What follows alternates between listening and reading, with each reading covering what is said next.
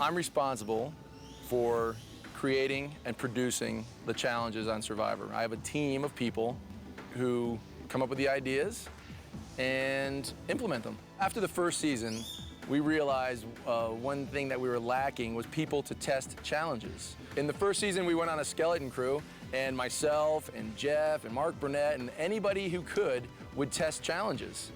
We had cameramen, camera assistants, anybody who could get in the water and help figure out if the challenge worked or not, which we realized is just a strain. Everybody is so busy doing stuff that there needs to be a dedicated group of people to test the challenges, and that became the Dream Team. Hey, Dream Team, let's go! Get out there! So every season, I hire young men and women, usually 18 to 25 or so.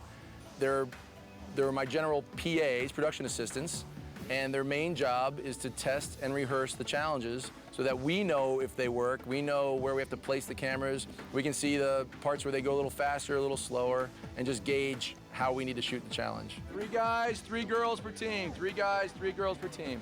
The Dream Team is a great representation, but it's not perfect because we don't have a 75-year-old man and we don't have a 42-year-old housewife. We have 18 and 20-year-old kids. So you guys, you figure out who picks first, second, and third. Pick your 3 teams. Let's be ready to go in 10 minutes. And go 100%, like it means your jobs. These young, fit kids sometimes don't test the challenges as hard as a competitor competing for $1 million will compete. Ready? Go! Well, a more specific example of what a Dream Team test that wasn't accurate was when we test our endurance challenges, and we get the Dream Team to come in and either stand on a stump with their hand in the air with a bucket of water that's going to fall on their head, or stand on a log, and they go for 3 or 4 hours. And then when we come challenge day, these competitors are so afraid of losing immunity, they're out there for 11 hours. And the crew's asking me, how long is this going to take? I'm like, I don't know, 5 or 6 hours, trying to be conservative, and it goes 11 hours, and you're rushing out with lights and flame bars and fire and trying, shoot in the dark. And you guys know if anybody gets seriously hurt, mayday, mayday, mayday. All right? If anybody's having a lot of fun, nobody's ever been seriously injured in the course of a challenge. Abrasions, scrapes, scratches, I love them. That's great. That's just good television.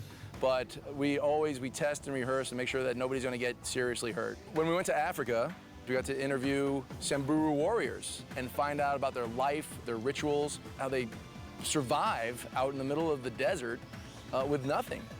And one of the ways they survive is by drinking the blood of the cow. And so we went to one of these rituals where they were bleeding a cow. They shoot it in the neck with an arrow, and then drain the blood, and then they mix it with a little milk and drink it. And we said, that's a great challenge for the show. One of my favorite challenges of all time we did in Thailand called Pilfering Pirates. It was an idea spawned by seeing all the local Thai people walking on little planks from boat to boat, and came up with the idea that let's have some floating balance beams. They have to take items out of the other tribe's boat, and in the middle, there'll be an attack zone. They have physical combat, and the last person to hit the water can move on.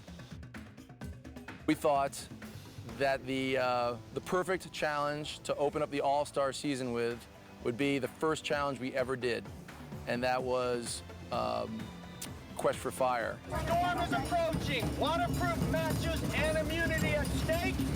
Go!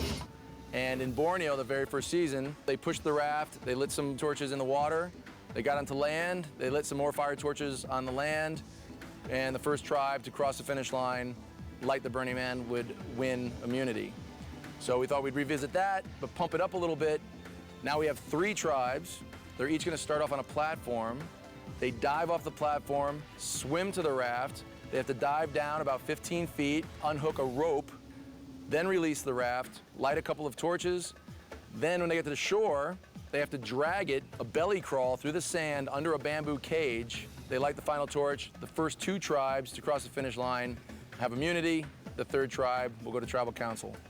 It's just the most incredible opportunity ever to travel around the world to all these different places, these different environments with these different cultures. It's just a fantastic opportunity.